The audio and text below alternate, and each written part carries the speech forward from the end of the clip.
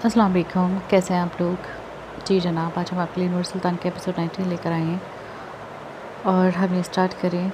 बस यही कहना चाहेंगे जिन्होंने सब्सक्राइब नहीं किया चैनल को सब्सक्राइब करें, वीडियो को लाइक करें, शेयर करें और ज़्यादा से ज़्यादा कमेंट करें। चलें बढ़ते हैं नावल की जानिब। 6 साल पहले। अस्सलाम वालेकुम मम्मी। माहिदा ने घर में दाखिल होते ही सलाम किया। वालेकुम अस्सलाम। इस घर के एक साइड पर बने किचन से सलाम के जवाब की आवाज़ आई। वो अपने कंधे पर पड़े स्कूल बैग को सही करती किचन में आ गई। क्या खाना बनाया है? फिर से पानी की बोतल निकाल कर इसने किचन में पड़ी कुर्सी पर बैठते हुए कहा। बिरयानी, कोरमा, कबाब, शीर, रायता, सलाद। वो इसे बनाए हुए सारे खाने बता रही थी और वो जो पानी ग्लास में पलट रही थी आंखें बड़ी करके अपनी माँ को देखने लगी। इतना सब कुछ किसके लिए? कोई आ रहा है? पानी का गिलास होठों से लगाते हुए इसने पूछा। आ नहीं रहे, आ गए हैं। इन्होंने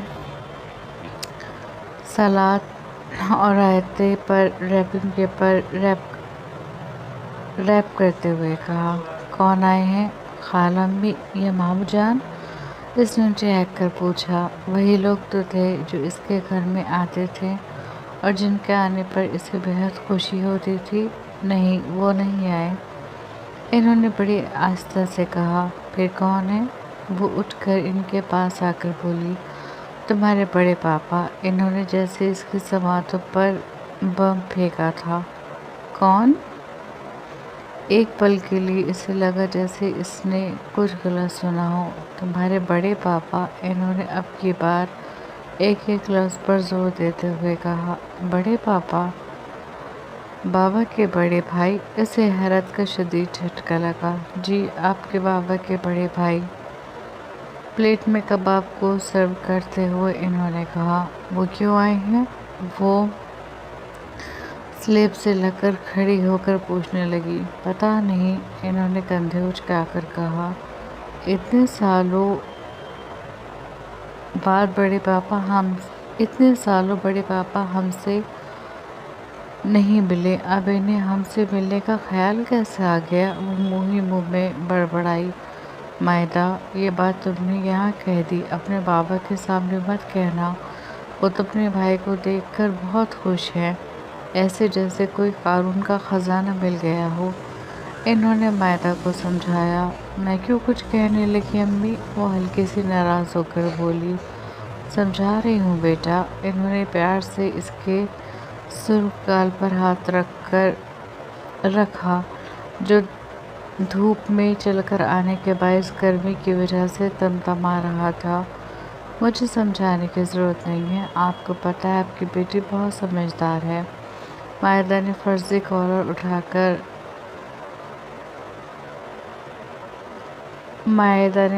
कॉलर खड़ा करते हुए कहा तो वो हंस पड़ी। चलो अब अपने कमरे में जाकर चेंज करके आ जाओ, मैं खाना लगवाती हूँ।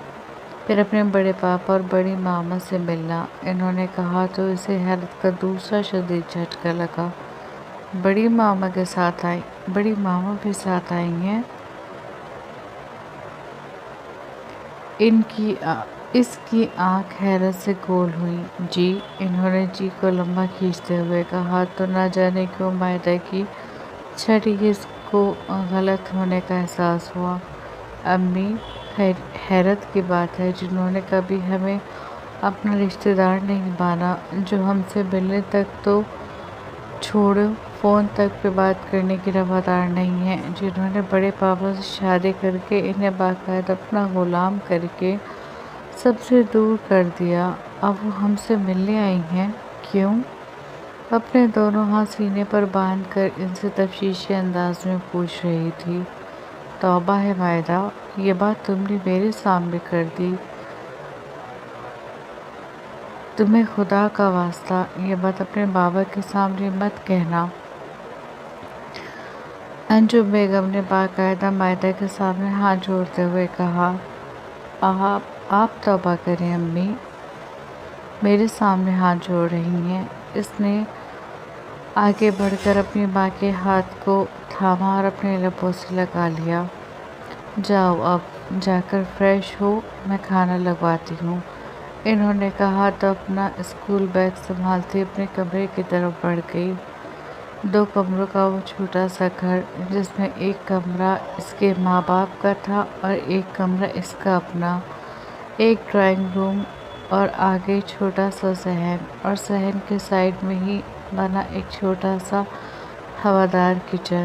وہ سب لوگ ڈرائنگ روم میں بیٹھے تھے اور اسے اپنے کمرے میں جانے کے لیے ڈرائنگ روم سے ہی ہو کر گزرنا پڑتا۔ وہ کچن سے نکل کر اندر گئی۔ ڈرائنگ روم میں تھوڑی دوری پر ہی اسے اپنے بابا کی دلکش آواز سنائی دی۔ ان کی آواز کی کھنک اس کے ہونٹوں پر بھی مسکراہٹ لے آئی۔ اس نے ڈرائنگ روم کا دروازہ کھولا اور اندر داخل ہو کر سب کو مشترکہ سلام کیا۔ وعلیکم السلام میری جان۔ اس کے آنے پر ناصر صاحب نے اٹھ کر اسے اپنے سینے سے لگاتے ہوئے سلام کا جواب دیا۔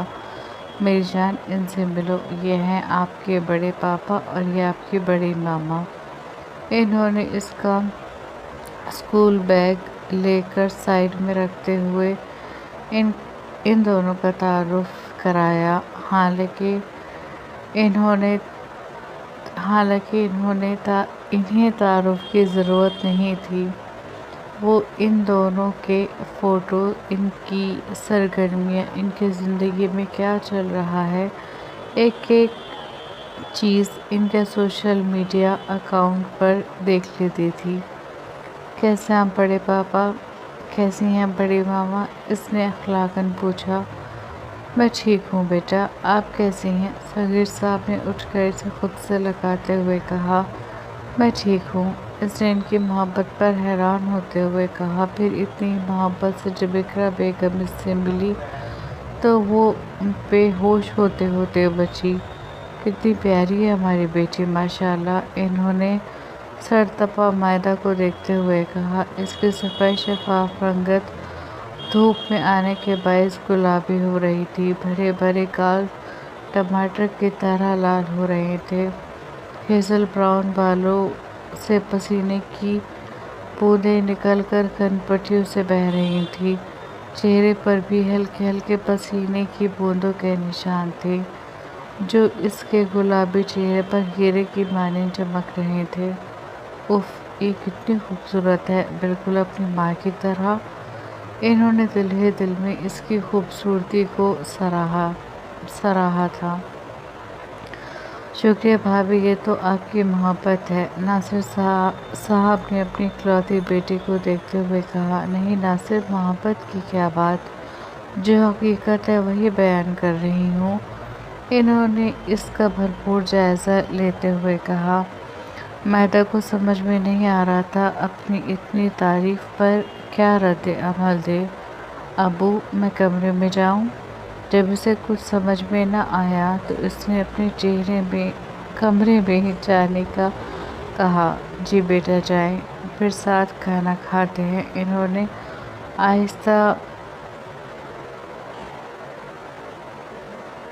آہستہ سے اس کے شانے کو تھپ تھپا کر کہا،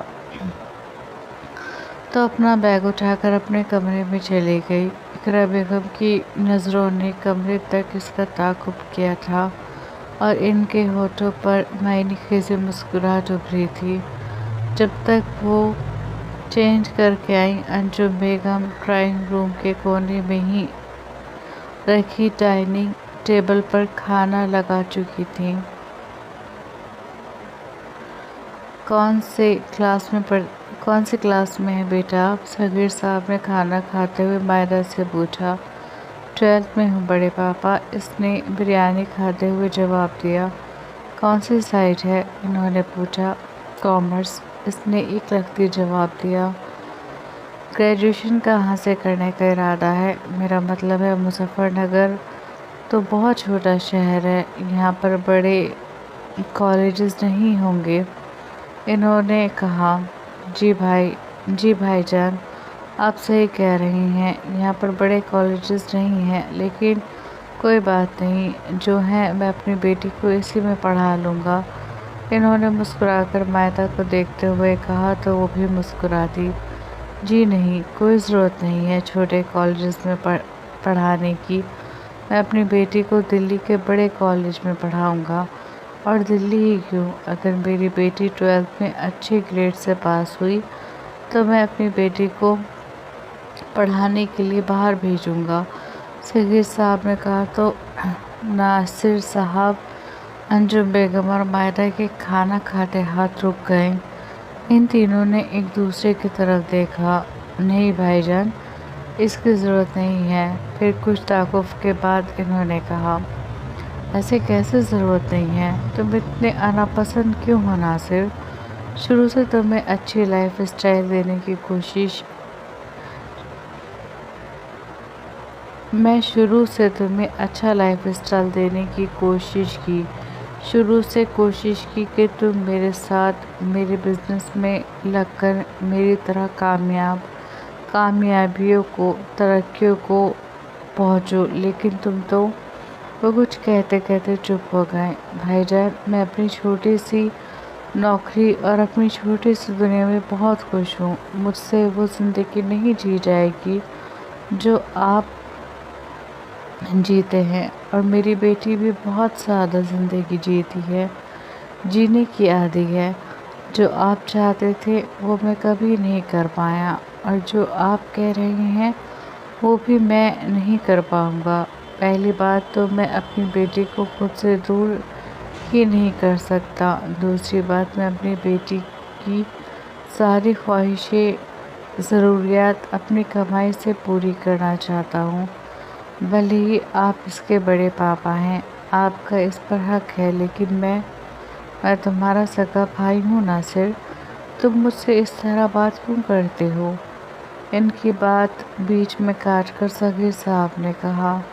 ماحول میں عجیب سی خلش پیدا ہو گئی تھی، سب کے ہاتھ کھانے پر رکے ہوئے تھے۔ معاف کیجیے بھائی جان، اگر آپ کا دل دکھا ہو، انہوں نے آہستہ سے کہا۔ دل دکھانے والی بات کرتے ہو اور پھر معافی مانگتے ہو، تم بھی کمال کرتے ہو، انہوں نے سر جھٹک کر کہا۔ لہجے میں غصے کا عنصر تھا۔ اچھا بھائی جان، معاف کریں۔ ناصر صاحب ان کی ناراضگی سے گھبرا کر ان کے ہاتھ پر ہاتھ رکھ کر بولے۔ 8 سالوں بعد ان کے بھائی ان سے ملنے ان کے دہلیز پر آئے تھے، اور وہ نہیں چاہتے تھے کہ ان کے بھائی ان سے ناراض ہو کر جائیں، سو ان کے ہاتھ پر ہاتھ رکھ کر محبت سے بولے، معاف کر دوں گا، لیکن پہلے اس بات پر راضی ہو کہ مائدہ کے ایگزام کے بعد میں اسے پڑھنے کے لیے باہر بھیجوں گا، اور تم اس معاملے میں کوئی آبجیکشن نہیں اٹھاؤ گے۔ مائدہ بھی میری بیٹی ہے، ہم تو بھائیوں کی 2 ہی اولاد ہیں۔ عمر امریکہ میں اعلیٰ تعلیم حاصل کر رہا ہے، ایسی ہی تعلیم حاصل کرنے کا حق ہماری بیٹی کو بھی ہے، انہوں نے کہا تو ناصر صاحب پشو پیش کی حالت میں انجم بیگم کو دیکھنے لگے، جبکہ مائدہ کے چہرے کی رنگت حد سے زیادہ پیلی ہو گئی تھی۔ وہ تو کبھی اپنے ماں باپ کے بغیر ایک دن بھی نہیں رہی تھی، اور اس کے بڑے پاپا کہاں اسے باہر بھیجنے کی بات کر رہے تھے۔ اس معاملے میں ہم بعد میں بات کریں گے، ابھی آپ اپنا منہ ٹھیک کر کے کھانا کھائیں، انہوں نے انہیں تسلی دینے والے انداز میں کہا تو وہ کچھ نارمل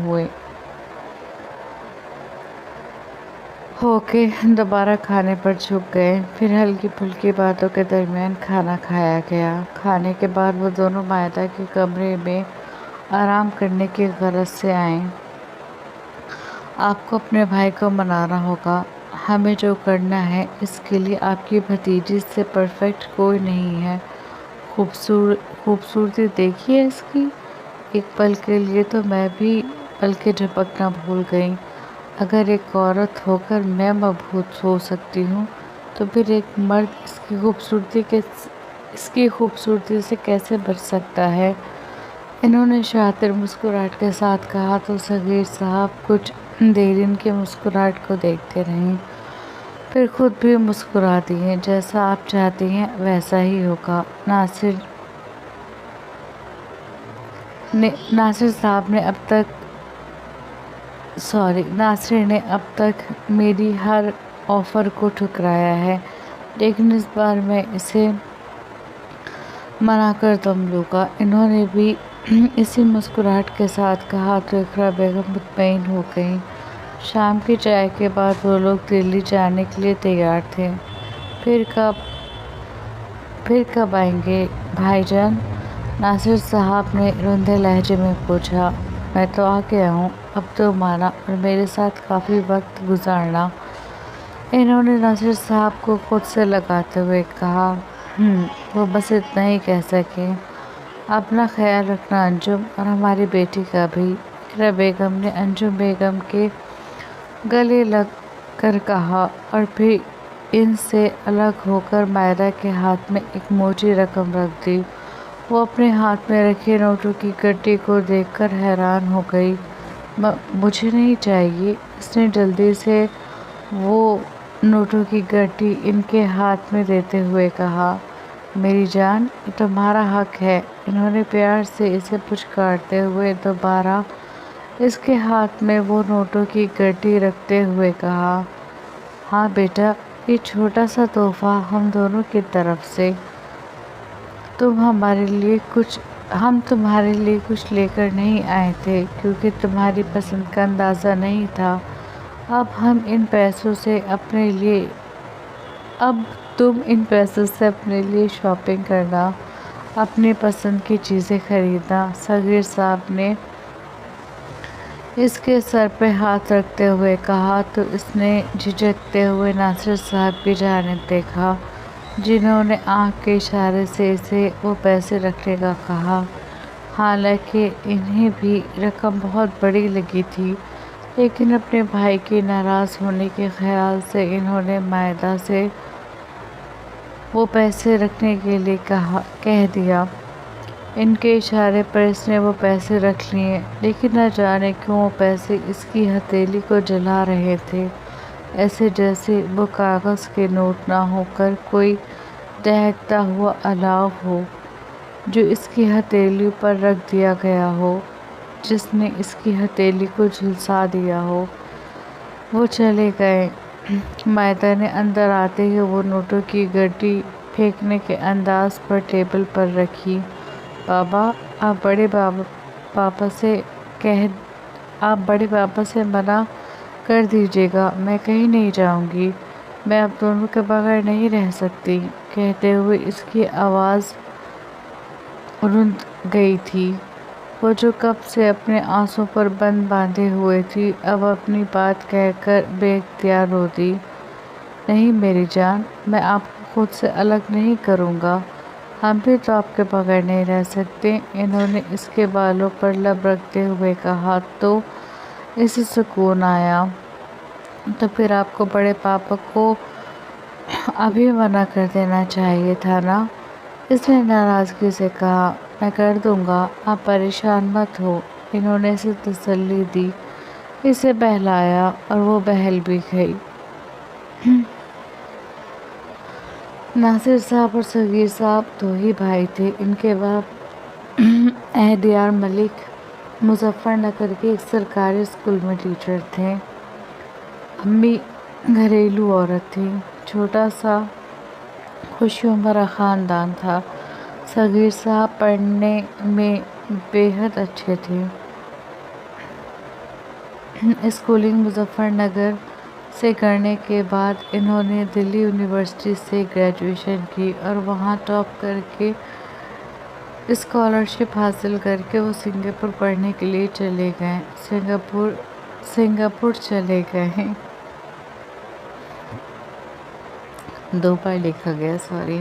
وہیں پر ان کی ملاقات اقرا بیگم سے ہوئی تھی۔ وہ دلی کے جانے مانے بزنس مین کی بیٹی تھی۔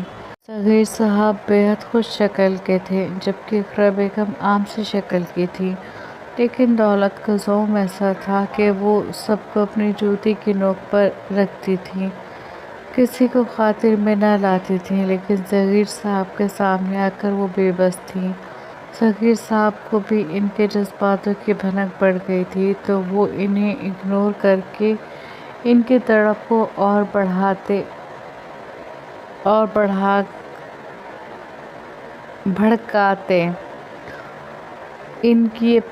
ان کو اپنی محبت کی جال میں پوری طرح قید کر چکے تھے۔ ایک دن اقرا بیگم نے ان کے سامنے اپنے دل کا حال بیان کر دیا۔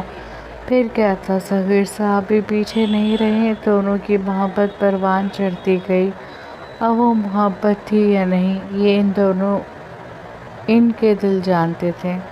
اقرا بیگم خوش تھی کہ صغیر صاحب کی شکل میں انہیں خوبصورت ہمسفر مل رہا تھا، اور صغیر صاحب خوش تھے کہ اقرا بیگم کی صورت میں انہیں ایک دولت مند بیوی مل رہی تھی۔ ویسے بھی اقرا بیگم کے باپ نے اپنی پوری جائیداد اپنے دونوں بچوں میں تقسیم کر دی تھی۔ ان کی آدھی جائیداد کے مالک اقرا بیگم تھی اور آدھی کے ان کے بھائی۔ شادی کر کے وہ آدھی دولت صغیر صاحب کو ملتی، اور پھر وہی ہوا۔ گھر والوں کی مخالفت کے باوجود صغیر صاحب نے اقرا بیگم سے شادی کی اور دلی ان کے محل نما گھر میں آ کر بس گئے۔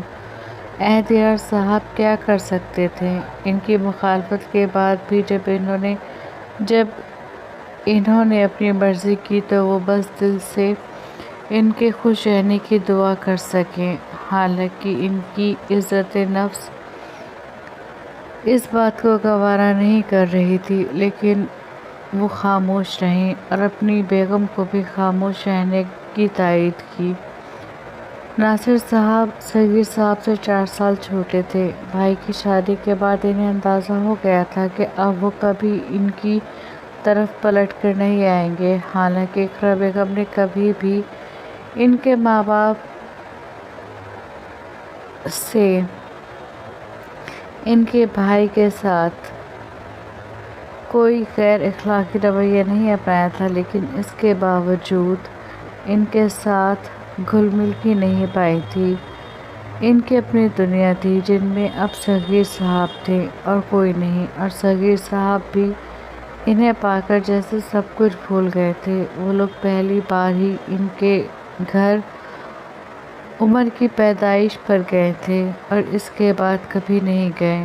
شکر تھا عمر بالکل صغیر صاحب کی طرح تھا۔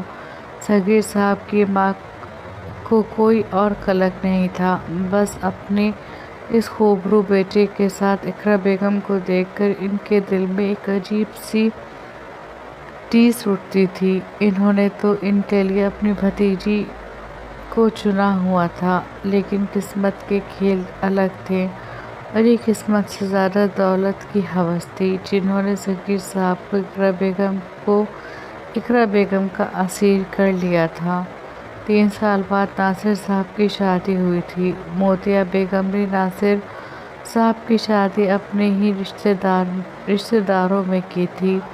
انجم بیگم رشتے میں ان کی بھتیجی لگتی تھی، جن کا تعلق لکھنؤ سے تھا۔ اقرا بیگم نہ تو ناصر صاحب کے رشتے میں گئی تھی، نہ ہی انہوں نے شادی میں کوئی حصہ لیا تھا۔ وہ شادی والے دن ہی آئی تھیں۔ جب انہوں نے پہلی بار انجم بیگم کو دیکھا تو ان کا دل جل کر رہ گیا۔ ایک تو وہ بے حد خوبصورت تھی، اوپر سے عروسی لباس میں ان کا حسن تو آتشہ ہو گیا تھا۔ جیسے تیسے انہوں نے 2-3 دن وہاں گزارے اور پھر صغیر صاحب کو لے کر واپس دلی آ گئیں۔ اس کے بعد انہوں نے چند سالوں میں کچھ ہی بار وہاں کا رخ کیا تھا، اور اب جب آئی تھیں تو اپنے مقاصد سے۔ انہوں نے قریب 8 سال پہلے موتیا بیگم کے انتقال پر مائدہ کو دیکھا تھا، اور 8 سال بعد اب اسے دیکھ کر کچھ دیر کے لیے وہ بالکل خاموش رہیں، لیکن پھر اپنے مقصد میں اس کے حسن کا استعمال کا سوچ کر وہ پرسکون ہو گئیں۔ اب بس انہیں کسی طرح مائدہ کو اپنے پاس بلا کر اپنے قبضے میں کرنا تھا۔ بابا پلیز، میں آپ لوگوں کو چھوڑ کر نہیں جاؤں گی۔ کہنے دیں بڑے پاپا کو جو کہہ رہے ہیں۔ مائدہ پچھلے 2 گھنٹے سے مسلسل روئی جا رہی تھی۔ اور وہ دونوں اسے سمجھا سمجھا کر تھک چکے تھے۔ بیٹا، ایک بار دلی چل کر ان کی بات سننے میں کیا حرج ہے؟ ناصر صاحب نے پیار سے اس کے سر پر ہاتھ رکھ کر کہا۔ مجھے نہیں جانا، میں یہیں پڑھ لوں گی۔ وہ لوگ آخر مجھے اپنے پاس کیوں بلانا چاہتے ہیں؟ اس سے پہلے بھی تو میں ان کی بھتیجی تھی۔ اس سے پہلے انہیں میرا خیال نہیں آیا۔ اب کیوں وہ میرے لیے اتنے پریشان ہو رہے ہیں؟ مائدہ نے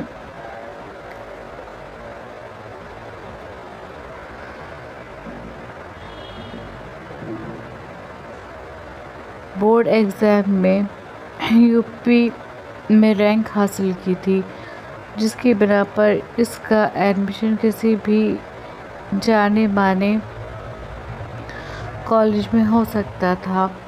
اسے اسکالرشپ بھی مل رہی تھی، لیکن صغیر صاحب نے منع کر دیا۔ ان کا کہنا تھا کہ وہ اسے پڑھنے کے لیے لندن بھیجیں گے، اور جب سے اس نے یہ سنا تھا تب سے وہ رو رو کر بے حال ہو رہی تھی۔ بیٹا، ایک بار آپ آرام سے بیٹھ کر سوچیں۔ ناصر صاحب اسے سمجھانا چاہ رہے تھے۔ جی نہیں، مجھے نہیں سوچنا، مجھے کہیں نہیں جانا۔ جب مجھے اسکالرشپ مل رہی ہے تو میں انڈیا میں رہ کر پڑھ لوں گی، مجھے لندن نہیں جانا۔ صغیر صاحب نے ناصر صاحب سے مائدہ کے فیوچر کے بارے میں اس طرح بات کی، انہیں ایسے سبز باغ دکھائے، مائدہ کا ایسا سنہرا فیوچر دکھایا کہ ناصر صاحب خاموش ہو گئے۔ صغیر صاحب نے ان سے کہا کہ مائدہ کا وہاں ایڈمیشن بہت آسانی سے ہو جائے گا۔ کچھ ان کی اپروچ اور پھر مائدہ کا رزلٹ اس کے ایڈمیشن میں آسانی پیدا کرے گا۔ ساری بات سمجھ کر بات خرچے پر آ کر رک گئی، جس پر صغیر صاحب نے کہا تھا کہ ابھی فی الحال ان کے پاس جتنے ہیں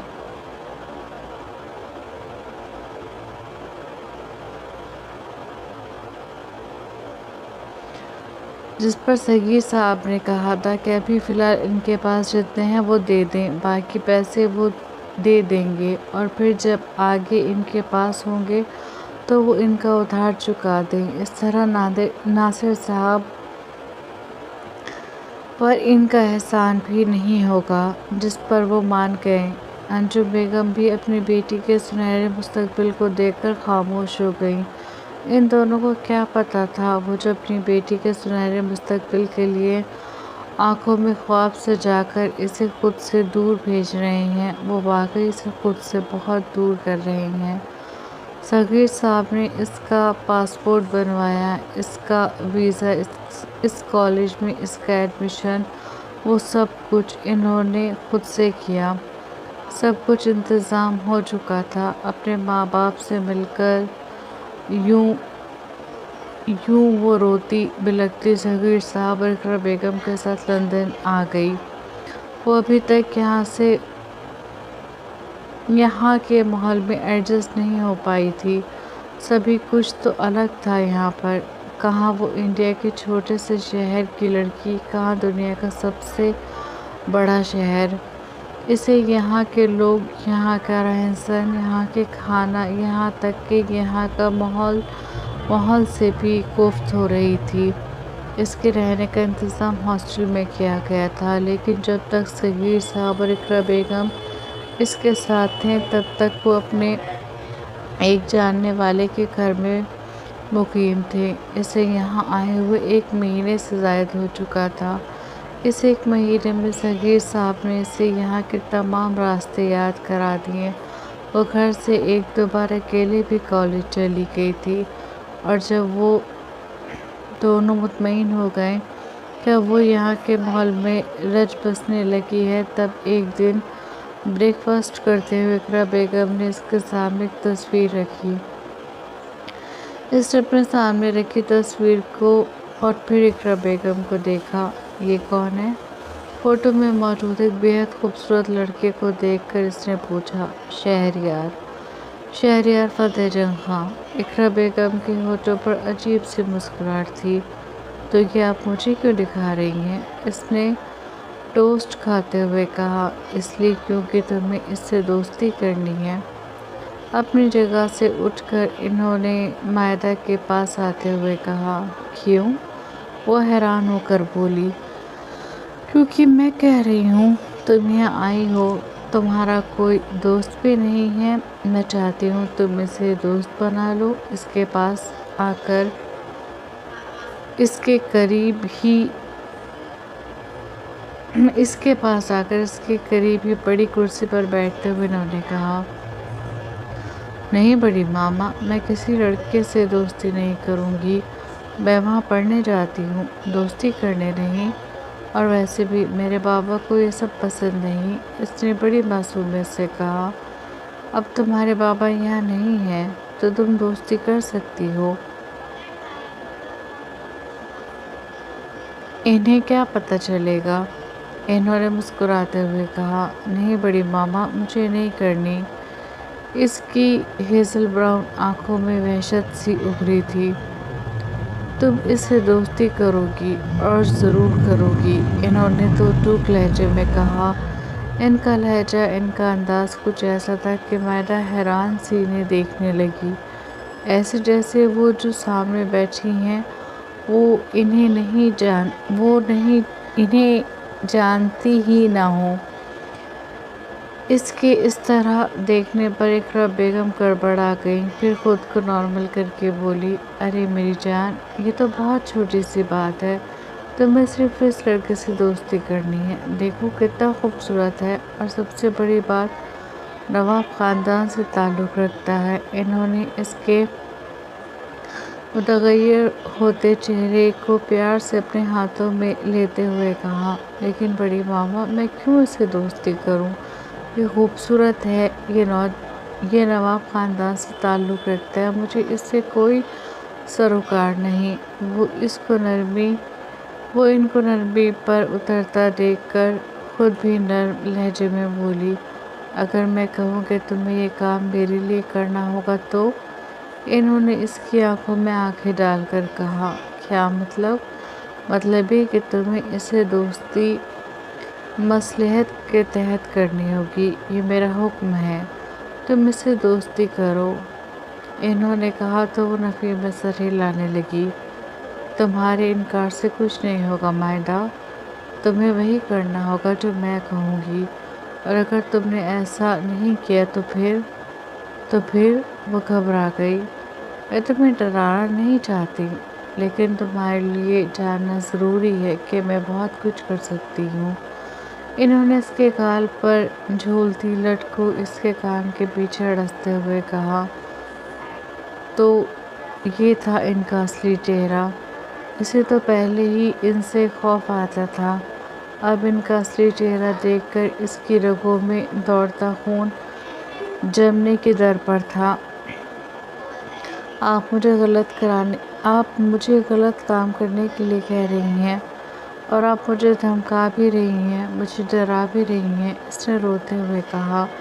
نہیں بیٹا، میں تمہیں غلط کام کرنے کے لیے نہیں کہہ رہی، نہ میں تمہیں ڈرا رہی ہوں، نہ میں تمہیں دھمکا رہی ہوں، انہوں نے پیترا بدلتے ہوئے کہا، اور وہ 17 سال کی بچی ان کے پل پل بدلتے پیترے اور رنگ کو دیکھ کر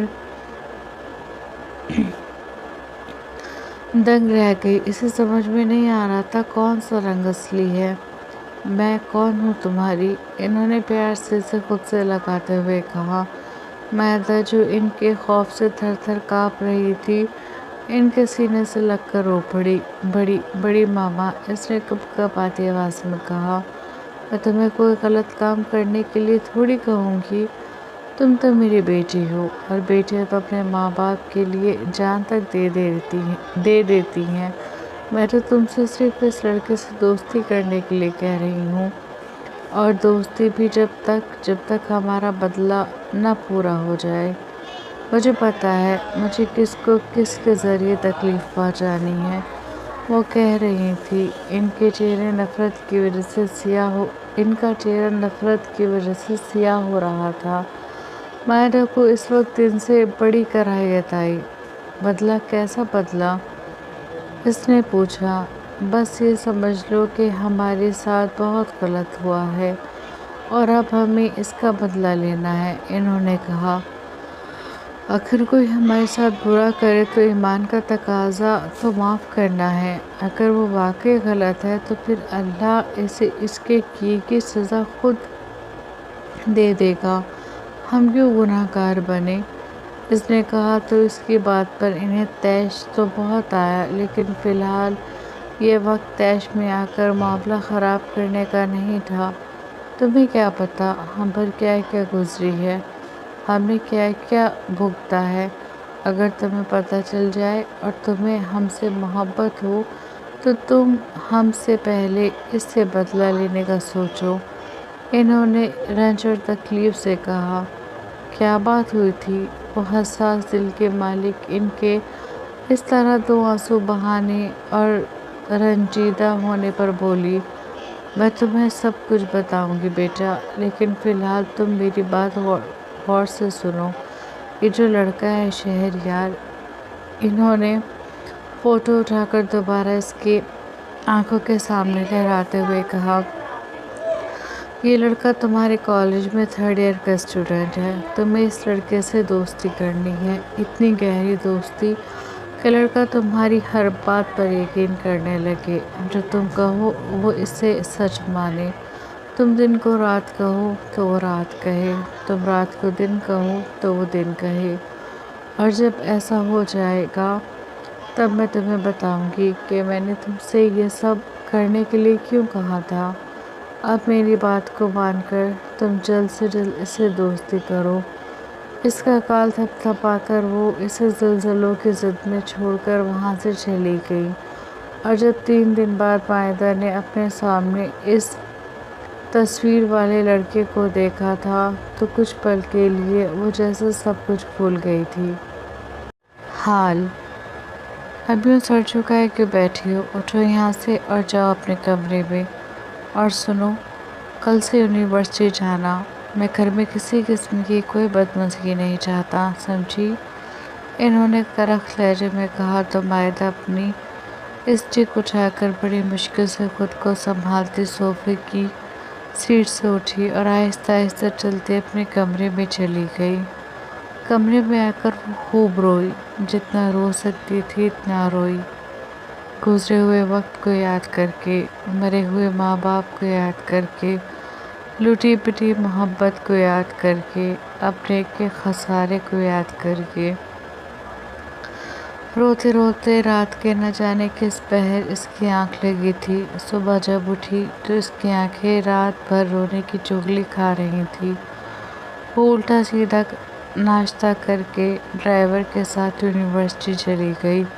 موسم خراب تھا، بارش ہو رہی تھی، اور ایسے موسم میں اسے اسٹک کے ساتھ چلنے میں اور بھی پریشانی ہوتی، لیکن اب وہ گھر کے اس گھٹن زدہ ماحول سے گھبرا چکی تھی، اس لیے یونیورسٹی جانے میں ہی عافیت جانی۔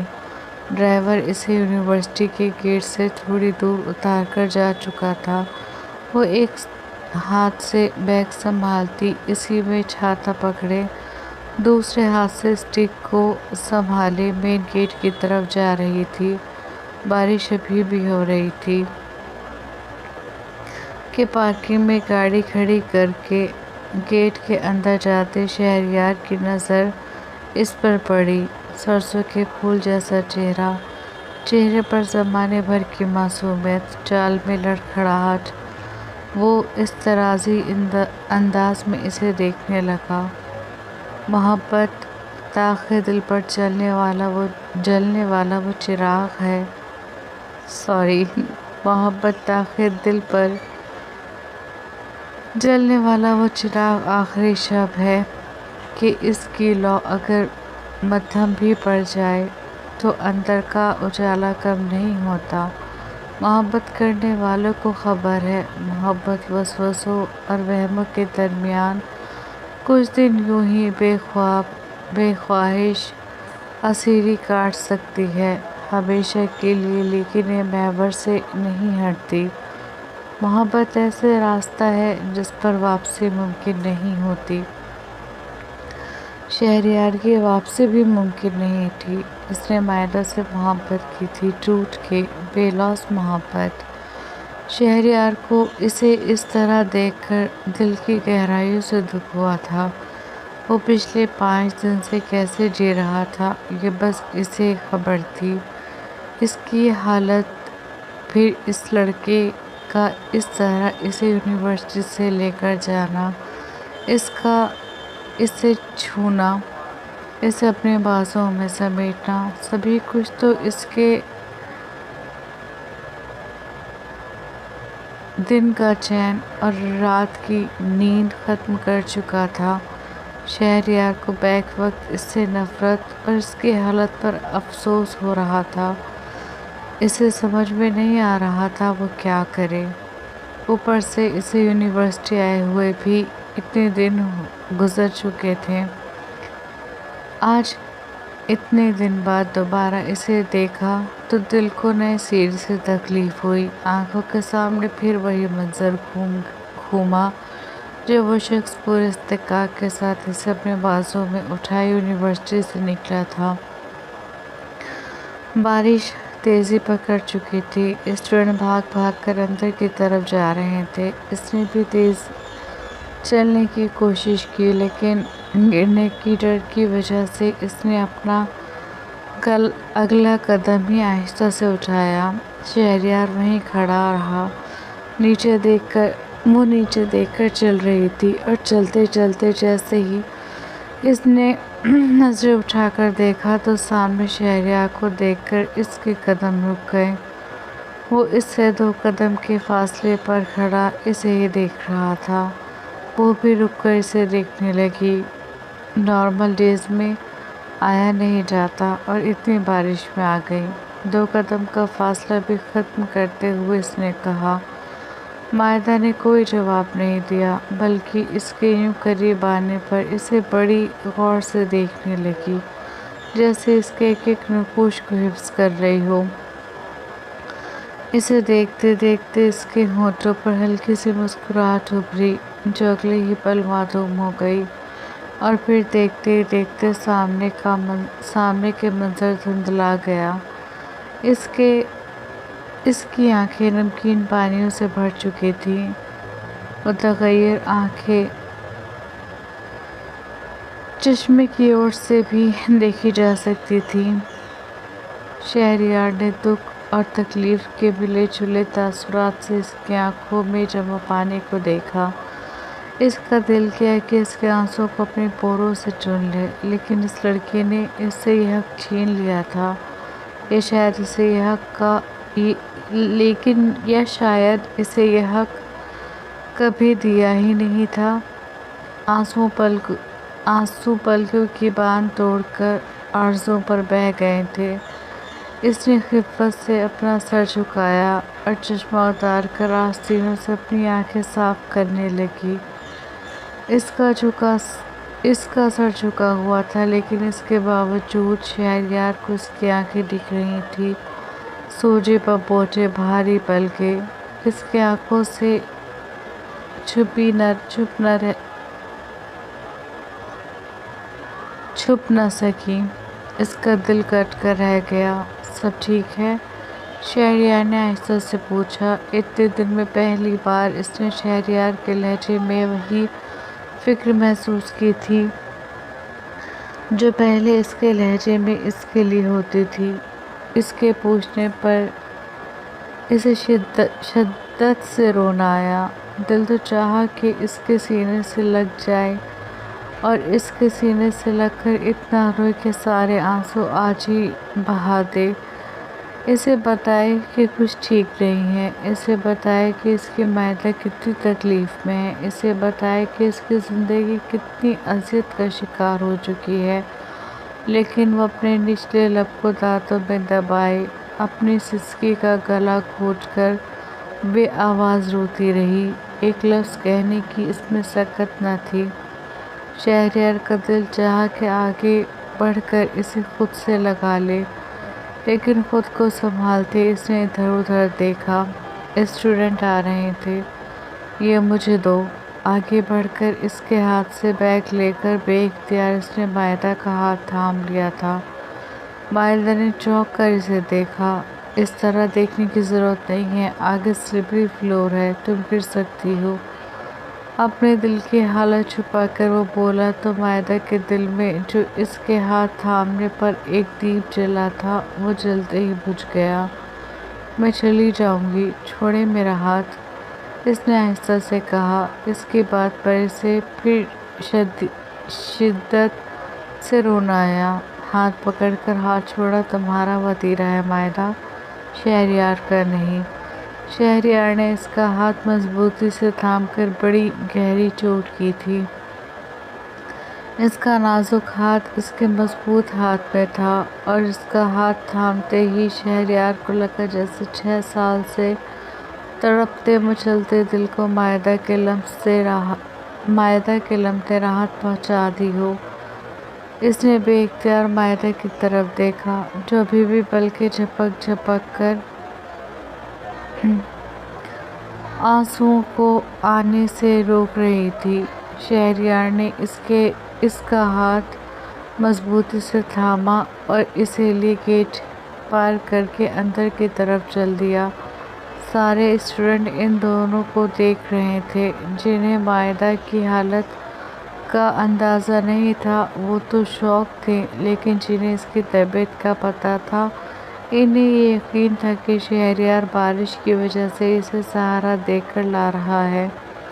وہ مائدہ کو اسی طرح تھامے کلاس تک آیا اور اسے فرنٹ رو میں بیٹھا دیا۔ میں پیچھے بیٹھوں گی، اس نے آہستہ سے کہا۔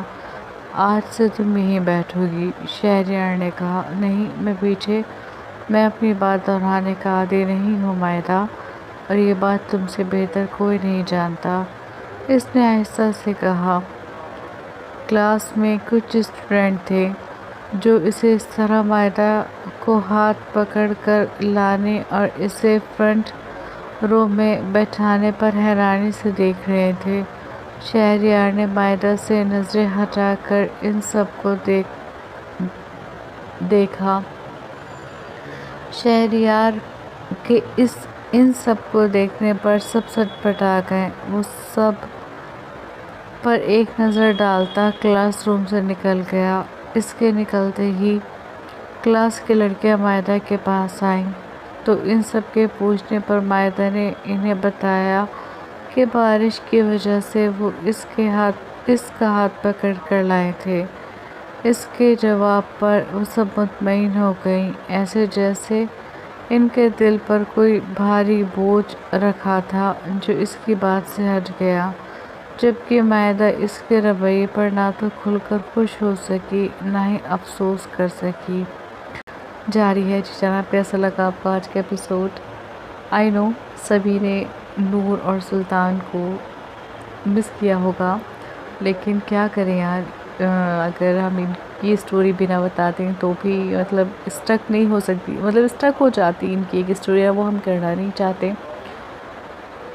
آگے دیکھیے کیا ہوتا ہے ناول میں، بہت زبردست اور مزیدار ایپیسوڈ آنے والی ہیں، اور بس یار کیا کہوں آپ لوگوں سے، آپ کا رسپانس دیکھ کر آپ لوگوں کا تھوڑا سا افسوس ہوتا ہے، پھر دل کو یہ سمجھاتی ہوں کہ میں کون سا بھی کنٹینیو ناول دے رہی ہوں، تو بھی بس جیسے ہی اللہ پاک میری جو پریشانیاں ہیں وہ حل کرے گا تو پھر جب میں ریگولر ہو جاؤں گی پھر مجھے شکایت نہیں ملنی چاہیے آپ لوگوں سے، لیکن پھر بھی میں یہ ریکویسٹ کروں گی، میں ریکویسٹ ہی کر سکتی ہوں کہ پلیز جو لوگ بھی نئے ہیں وہ چینل کو سبسکرائب کریں، ویڈیو کو لائک کریں، شیئر کریں اور کومنٹ سب کریں گے پلیز یار، چھوٹا سا کومنٹ کرنے میں کیا جاتا ہے، پلیز کر دیا کیجیے۔ اچھا میں ایک بات اور کہنا چاہتی ہوں یار، پروف ریڈنگ کے بعد بھی نا کئی بار مجھ سے غلطیاں نہیں پکڑی جاتی، اب تو میں کوشش کرتی ہوں پروف ریڈنگ کروں لیکن غلطیاں وہ رہ جاتی ہیں، تو بس یار سمجھ کر معاف کر دیں۔ ایک تو میں ہندی اسپیکنگ ہوں، دیکھیں سب کو پتہ ہے، ٹھیک ہے، اردو مطلب ہندی میں ہم لوگ اتنا سیکنڈ غلطی نہیں پکڑ سکتے ہیں، لیکن اردو میں نہیں پکڑ پاتے ہیں ہم لوگ کیا دیکھیں جو ایکسپرٹ ہے وہ تو پکڑ لیں، کہ میں ایکسپرٹ نہیں ہوں، ہم ہندی میں ایکسپرٹ ہیں کہ ہم مطلب ہندی میں ہم ایک نظر میں پکڑ لیں گے کہ کہاں غلطی ہوئی ہے، بٹ اردو میں دیکھیے پروف ریڈنگ کے بعد بھی مجھ سے غلطیاں رہ جاتی ہیں، تو میں معذرت چاہتی ہوں. اب پتہ ہے پھر یہ بات بھی PDF میں ٹھیک ہوتی ہے. چلیں جی، اب یہ تو خیر بہت ساری باتیں ہو گئی ہیں. بس یہ کہوں کہ اپنا دھیان رکھیے گا اور بہت اچھا رسپانس دیجیے گا. ملتے ہیں نیکسٹ ایپیسوڈ میں. اللہ حافظ.